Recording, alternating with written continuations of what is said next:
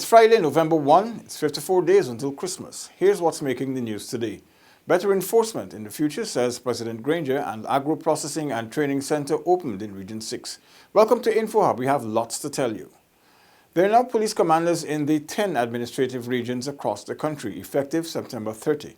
His Excellency, President David Granger, described the changes as necessary to ensure that the Guyana Police Force executes its duties to the best of its abilities in every region. I have tried in the police force to erect a new architecture, appointing a new commissioner, new deputy commissioners, and to ensure that certain reforms are put in place.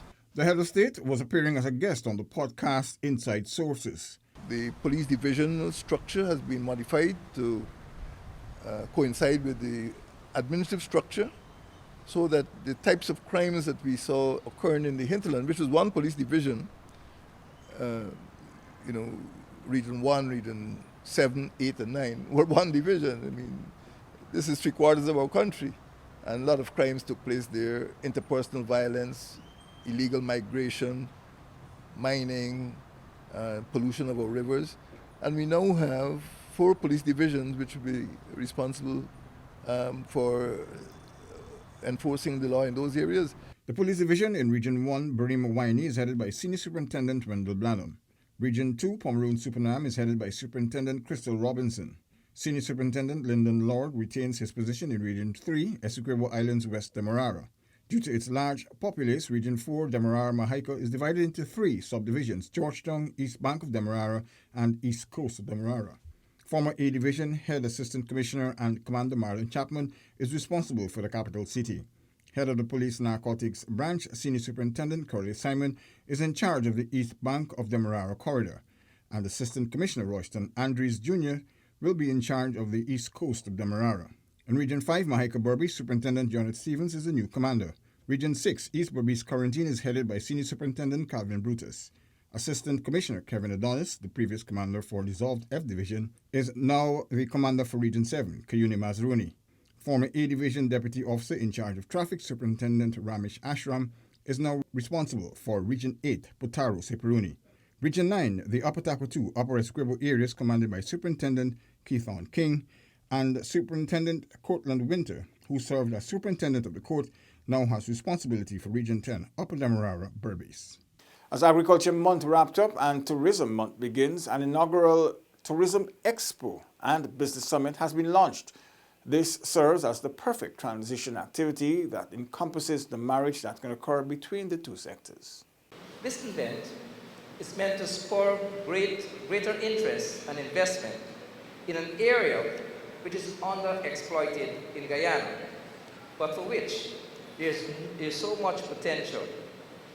While other countries are enjoying the benefits of agri-tourism, we here in Guyana are seeking to make it a thriving addition to our tourism product.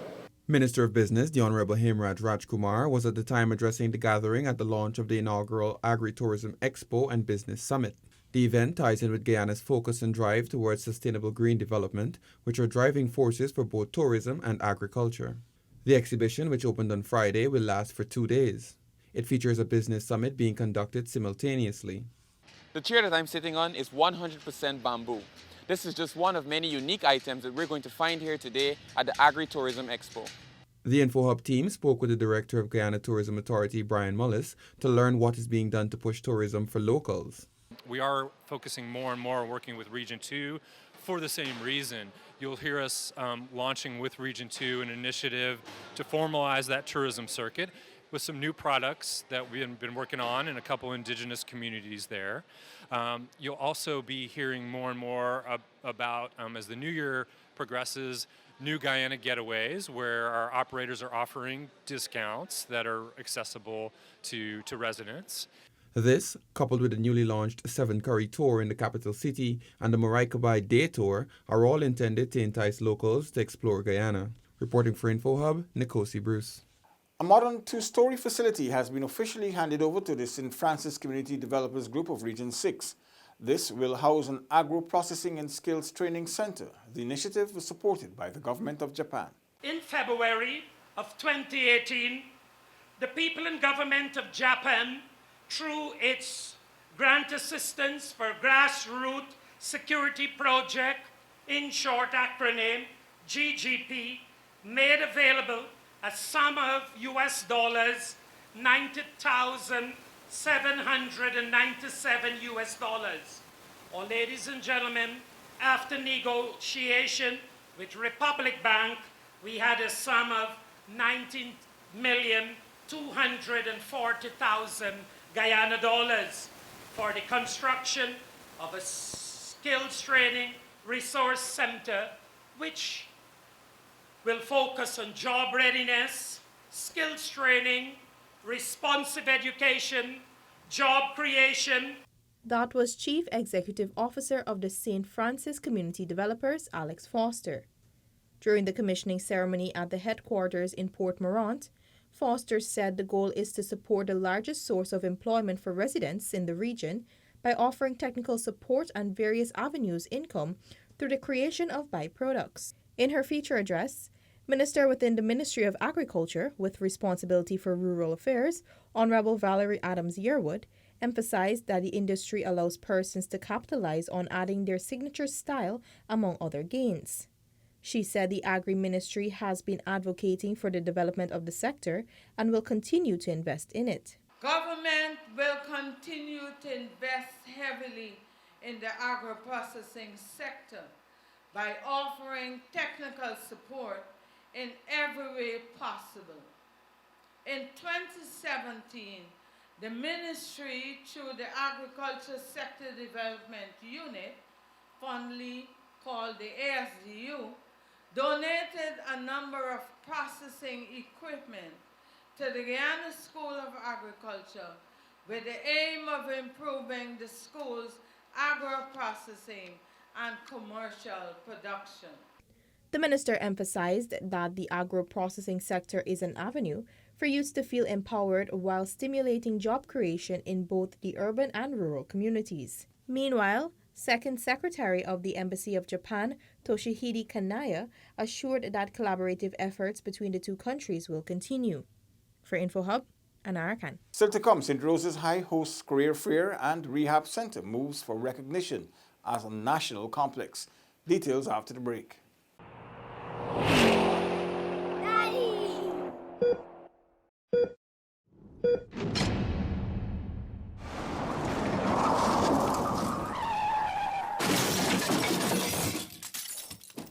Thanks for staying with us. The Thelma Reid Rehabilitation Center is seeking recognition as a national rehabilitation complex as its services and facilities have significantly increased over the years. The institution is seeking the government's support to increase remuneration for its staff, hire additional permanent staff, and provide scholarships for specialized training to those employed at the facility. Cynthia Massey, rehabilitation officer attached to the center, explained that following a memorandum of understanding signed with the government in 2017, the administration heavily supports the center. We do get a lot of support from the government. They pay the salaries for some of our health staff, our education staff, and they give an annual subvention which covers, like I would say, about 50% of our recurring costs. The rest of it, our board raises. But because of that, the government asked us, what were our plans for the growth of the organization. Recently, Minister of Public Service, Honorable Tabitha Sarabohali, visited the institution where she got a first-hand look at the services offered. Long term, I think it's beyond the Department of Public Service, but I think the government has to look at what happens here and recognize that more funding should be placed into ensuring that what happens here continues. Currently, the staff rotates between the center and the Palms Geriatric Home on Brickdam.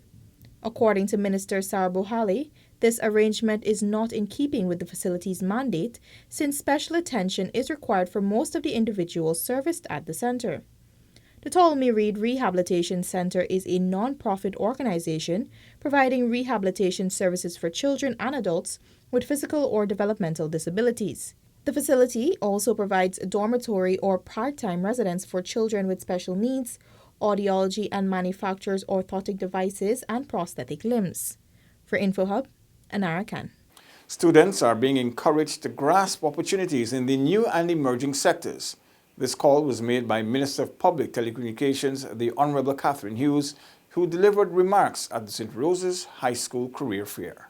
You must be the future petroleum engineers, our apps developers, the developers of technology that will guide our oil and gas industry, the technology that will be required to really transform our agricultural sector into an e-agriculture sector that young people would be interested in developing businesses in. Minister of Public Telecommunications, the Honorable Catherine Hughes, noted that while students may have aspirations to join existing professions, in today's technologically driven world, new opportunities are emerging and the country needs the talent of young people to continue its advancement.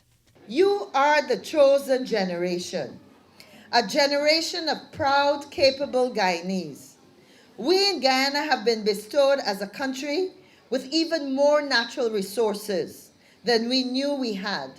So we have been truly blessed. So Guyana has this awesome opportunity to truly transform itself into one of the finest countries in the world. But we cannot do this without you, each and every young Guyanese here and wherever you are.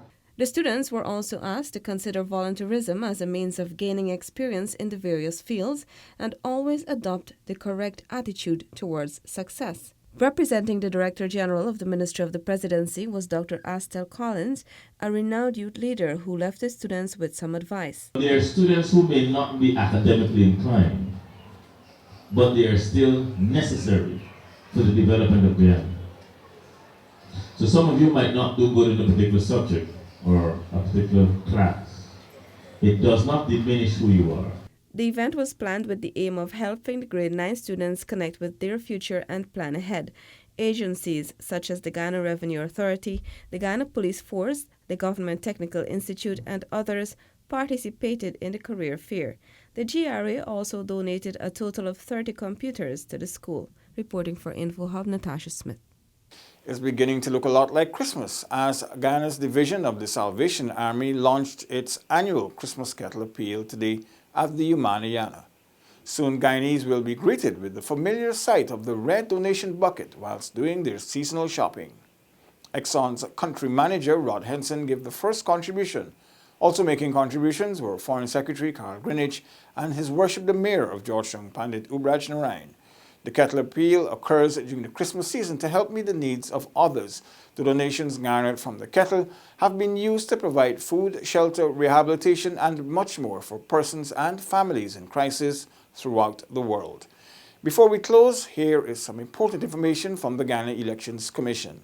GCOM's preliminary list of electors is now on its website, www.gcom.org.gy. Citizens are reminded to check the voters list to ensure their names are on it. GCOM's claims and objection exercise began on October 1st and will end on November 18, 2019. During this time, the following persons can check the registration office in their respective districts to verify their registration records for inclusion on the list of electors. Persons who are 18 years or older or will become 18 by December 31st, 2019. And Guyanese citizens by birth, descent, naturalization or registration, and a citizen of a Commonwealth country living in Guyana for no less than a year before December 31st, 2019. Also, persons whose names appear on the Central Registrar can make changes or corrections during this period. GCOM's claims and objection exercise is being conducted at all GCOM offices throughout the country. That's all for today. Connect with us on WhatsApp, Facebook, and YouTube. Much more news is on our website, dpi.gov.gy, and pop over to Instagram for the latest photo updates at DPI Guyana. Your bridge and weather reports are up next.